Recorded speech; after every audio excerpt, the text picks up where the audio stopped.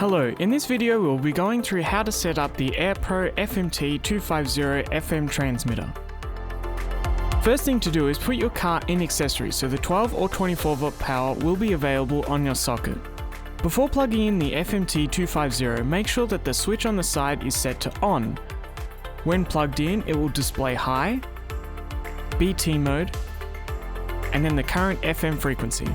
To change the frequency on the FM transmitter, press and hold the decline call button, like so, until the current FM frequency starts blinking.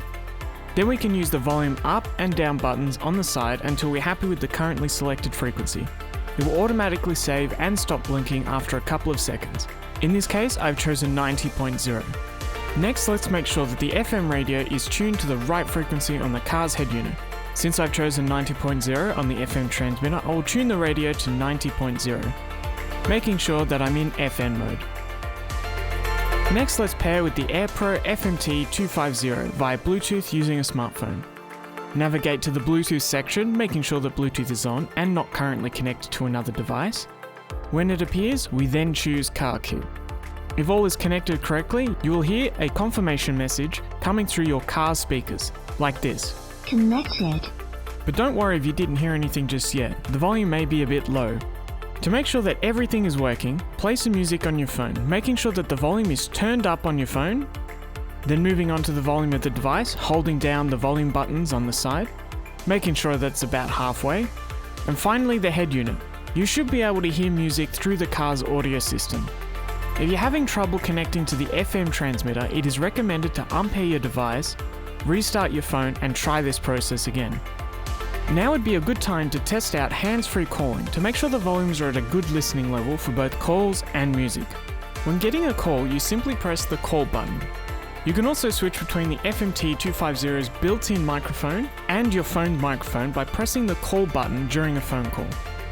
You can reject the call with the long press of the reject call button and can redial the last caller by double-clicking the call button. Just bear in mind that you need to be on the same frequency as the FM transmitter, as it won't automatically switch when you get a phone call.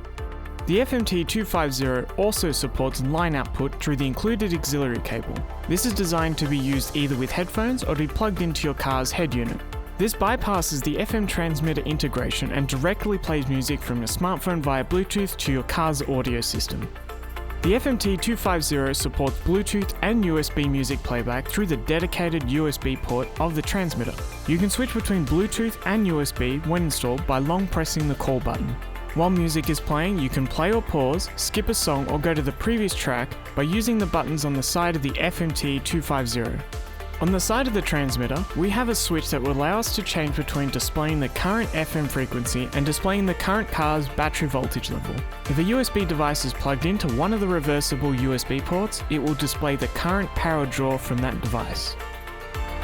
The Bluetooth FM transmitter supports charging of two devices simultaneously with two USB charging ports capable of total maximum output of 5 volts at 2.1 amps.